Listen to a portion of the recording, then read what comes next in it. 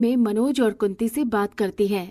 माँ जी, मैं कोई काम करने का सोच रही हूँ, क्योंकि ऐसे तो मुश्किल हो जाएगी हमको। पर तुम क्या काम करोगी सुमन? बाहर नौकरी करना आसान नहीं है। तुम एक काम करो, तुम कढ़ाई पनीर का ठेला ही लगा लो। अरे, कहना आसान है। जब मैं आपको कहती थी कि मुझे भी सिखा दो बनाना, तब आप सुनते नहीं थे। अब ऐसे बुरे हालात है हमारे, तो मुझे कोई काम तो करना ही पड़ेगा ना। मैं हूं ना सुमन, मैं बताता हूँ तुमको कैसे क्या करना है। मनोज की बात मानकर सुमन फिर से मनोज के कढ़ाई पनीर का ठेला लगाने को तैयार हो जाती है, जिसमें मनोज चारपाई पर लेटे लेटे सुमन को कढ़ाई पनीर बनाना सिखाता है। जितना हो सके प्यार से खाना बनाओ और जरा भी जल्दबाजी मत करना। और हाँ, ग्राहकों के स्वास्थ्य के साथ कभी खिलवाड़ मत करना। 1 रुपए कम कमाना पर ईमानदारी से। इसी तरह से सुमन अपने कुछ जेवर गिरवी रखकर फिर से कढ़ाई पनीर का ठेला लगाने के लिए पैसे ले आती है, और मनोज के बताए अनुसार सुमन भी कढ़ाई पनीर का ठेला लगाकर खड़ी हो जाती है। कुछ ग्राहक ठेले के पास आते हैं और कढ़ाई पनीर खाकर कहते हैं, क्या बहन जी, भैया तो बहुत अच्छी कढ़ाई पनीर बनाते थे। आपके इस कढ़ाई पनीर में जरा भी स्वाद नहीं है। ग्राहकों की बात से सुमन का मन उदास हो जाता है। शाम को सुमन अपना ठेला लेकर घर जाती है, और घर जाते ही मनोज सुमन से कहता है, क्या बात है सुमन, कैसा रहा आज का दिन?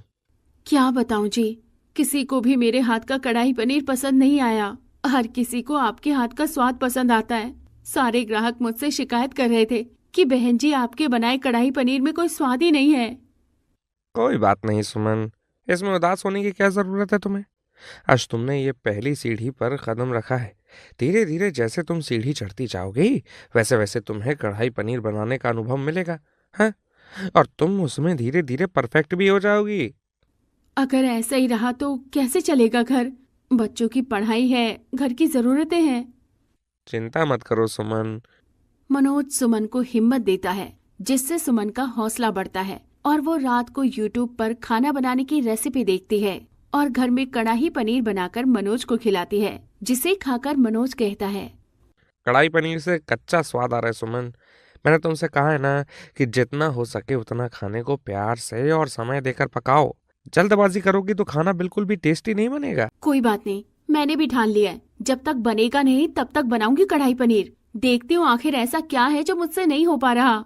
मनोज के बताए अनुसार सुमन फिर से कढ़ाई पनीर बनाती है, और इस बार सुमन का कढ़ाई पनीर घर में भी सबको बहुत पसंद आता है, और इस तरह से धीरे धीरे ग्राहकों को भी सुमन के हाथ का कढ़ाई पनीर पसंद आने लगता है, और एक बार फिर मनोज का काम तेजी से आगे बढ़ने लगता है।